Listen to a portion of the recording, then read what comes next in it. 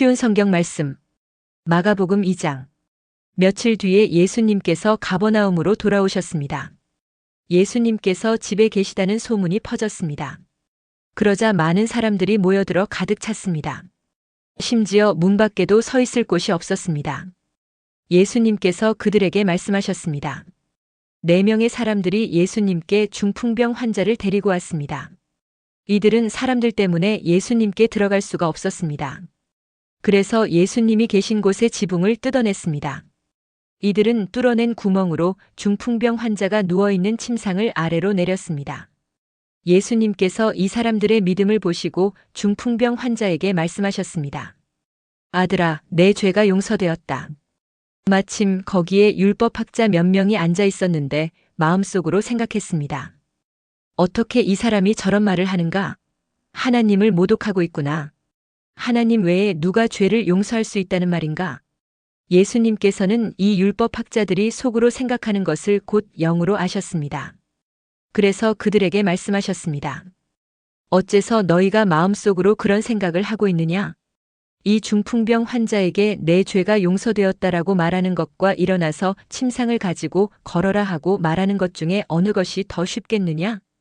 그러나 인자가 세상에서 죄를 용서할 수 있는 권세가 있다는 것을 너희에게 보여주려고 그랬다. 예수님께서 중풍병 환자에게 말씀하셨습니다. 내가 네게 말한다. 일어나 침상을 가지고 집으로 가거라. 중풍병자는 일어나 침상을 들고 모든 사람이 보는 앞에서 걸어 나갔습니다. 사람들이 놀라서 하나님께 찬송을 드렸으며 우리는 이와 같은 일을 본 적이 없다. 라고 말하였습니다. 예수님께서 다시 호수로 가셨습니다. 많은 사람들이 예수님께 나아왔고 예수님께서는 그들을 가르치셨습니다. 예수님께서 호숫가를 걸으시다가 알페오의 아들 레위가 세관에 앉아 있는 것을 보셨습니다. 예수님께서 그에게 말씀하셨습니다. 나를 따라오너라. 그러자 레위는 일어나서 예수님을 따랐습니다. 예수님께서 레위의 집에서 식사를 하고 계실 때였습니다.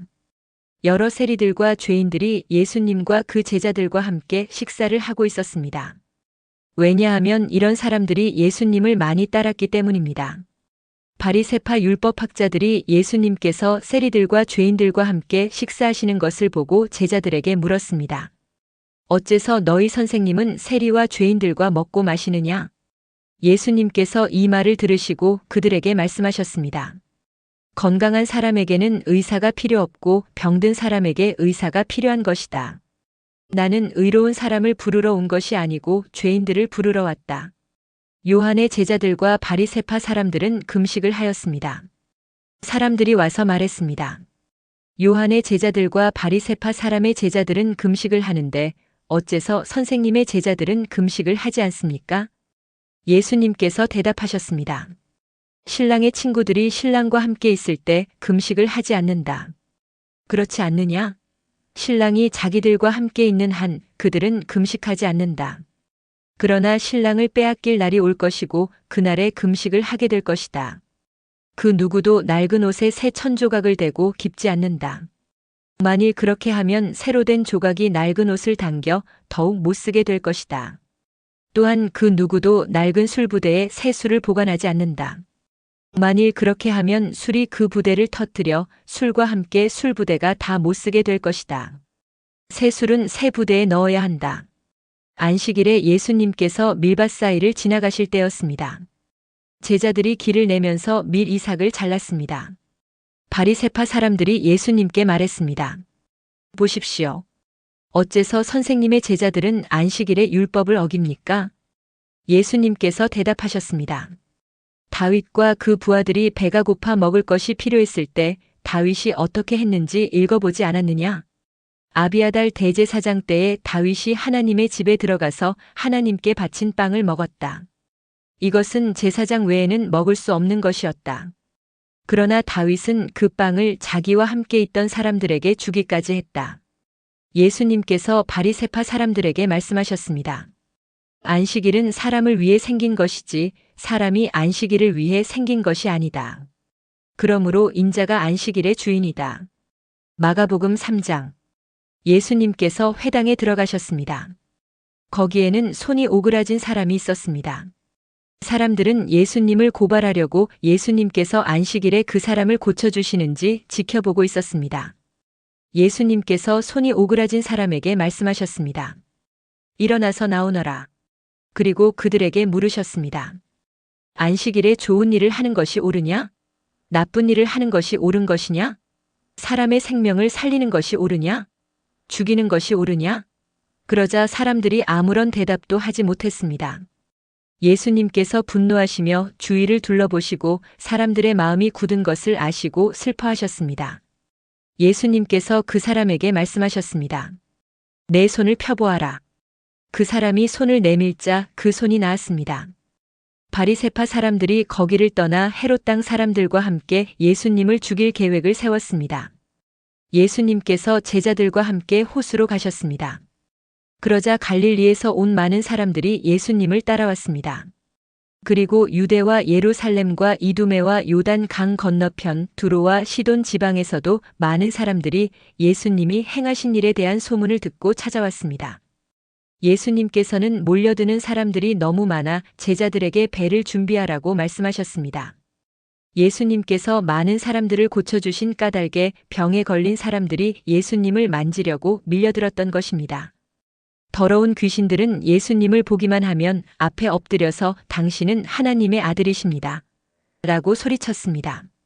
그러나 예수님께서는 귀신들이 예수님을 드러내지 못하도록 그들을 엄하게 꾸짖으셨습니다.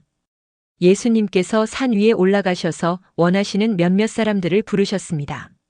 그러자 그들이 예수님께 올라왔습니다.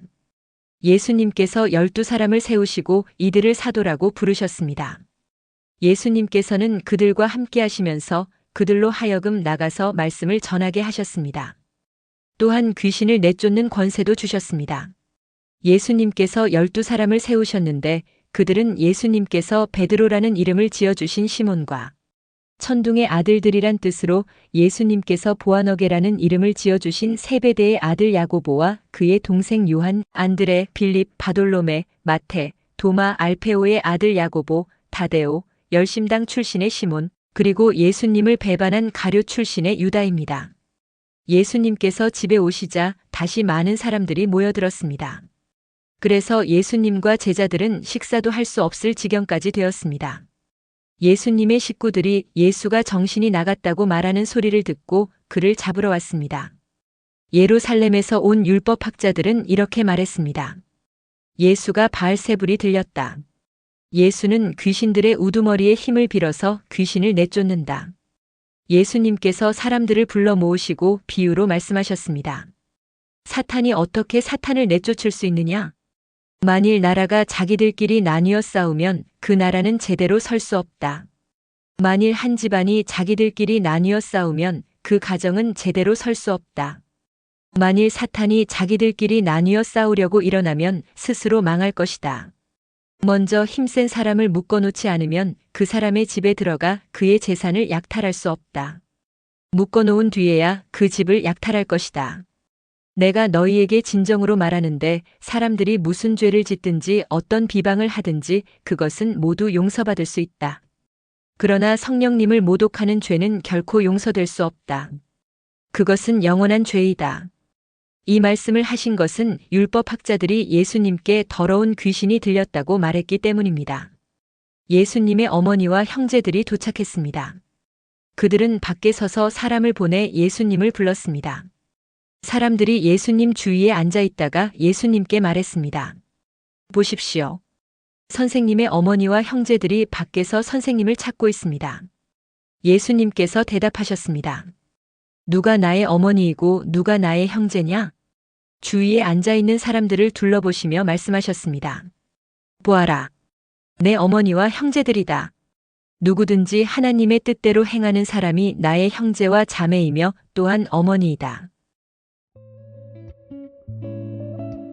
오늘도 은혜 넘치는 하루 되시길 기도드립니다.